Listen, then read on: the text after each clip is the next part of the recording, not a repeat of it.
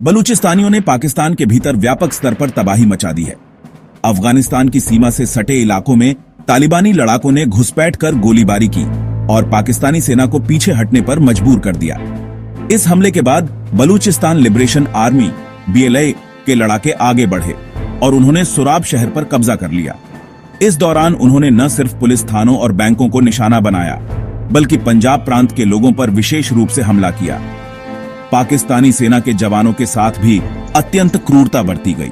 सुराब शहर की रणनीतिक स्थिति को समझने के लिए जरूरी है यह जानना कि यह शहर कलाट डिवीजन में आता है, जो बलूचिस्तान का एक संवेदनशील क्षेत्र है। यह इलाका क्वेटा से कुछ ही दूरी पर स्थित है और कराची के करीब पहुंचने की दिशा में अहम पड़ाव माना जाता है। BLA ने दावा किया है कि सुराब और आसपास के इलाकों पर उन्होंने कब्जा कर लिया है। हालांकि इस दावे की स्वतंत्र पुष्टि नहीं हो सकी है, लेकिन हाल के घटनाक्रम इसे काफी हद तक सही ठहराते हैं। कुछ दिनों पहले खुजदार इलाके में एक बस पर हमला हुआ था, जिसमें सेना के जवान मारे गए थे। सबसे चौंकाने वाली बात यह है कि BLA द्वारा बैंकों को लूटा गया, जिससे उनकी आर्थिक स्थिति भी मजबूत होती दिखाई दे रही है। यह पाकिस्तान के लिए बड़ा झटका साबित हो सकता है, क्योंकि कोई भी विद्रोह आर्थिक संसाधनों के बिना टिक नहीं सकता।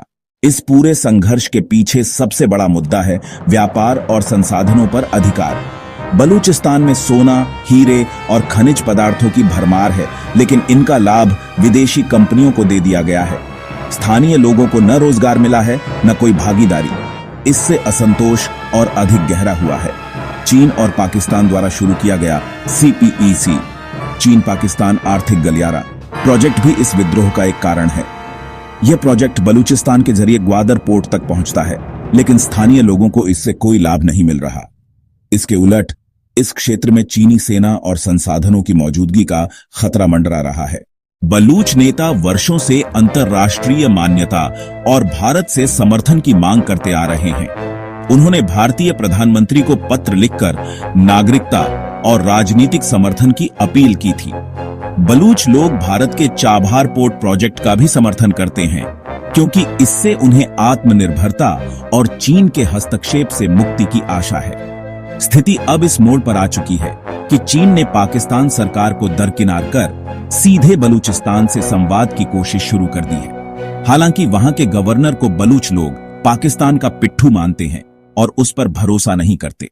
BLA की ताकत अब केवल 8,000, 10,000 लड़ाकों की नहीं रही। वह तकनीकी रूप से सुसज्जित हो चुके हैं और पाकिस्तान की सेना की विफलताएं अब सार्वजनिक होती जा रही हैं। सुराब शहर पर कब्जा इस बात का प्रतीक है कि अब कराची भी खतरे में है। चीन को भी अब एहसास हो चुका है कि बलूच विद्रोह के रहते CPEC का पूरा होना मुश्किल है।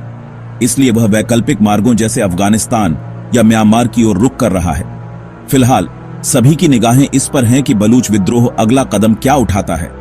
क्या कराची वास्तव में अगला लक्ष्य बनेगा और पाकिस्तान व चीन इससे कैसे निपटेंगे? यह आने वाले समय में स्पष्ट होगा। अपनी राय नीचे कमेंट में जरूर बताएं। वीडियो को लाइक, सब्सक्राइब और अपने दोस्तों तक जरूर शेयर करें। जय हिंद, वंदे मातरम।